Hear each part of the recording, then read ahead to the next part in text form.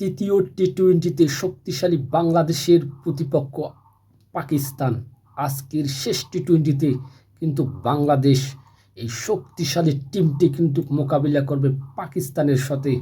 আমাদের বাংলাদেশের একাদশে কিন্তু ক্রিস গেইল খ্যাত সেই লর্ড শান্ত, লিটন কুমার দাস, আমাদের আছে ইমন হাসান, আমাদের আছে অ্যান্ড্রু রাসেল খ্যাত তাওহিদ হৃদয়, আমাদের আছে Shamim Hossain Patwari, one of the best finisher in the world.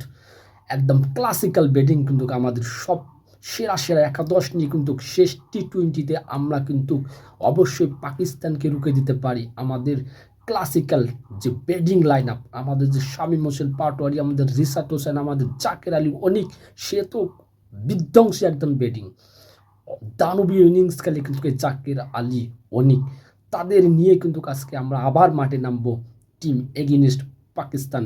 অবশ্যই শুভকামনা পাকিস্তান এবং বাংলাদেশ দুই টিমের জন্য।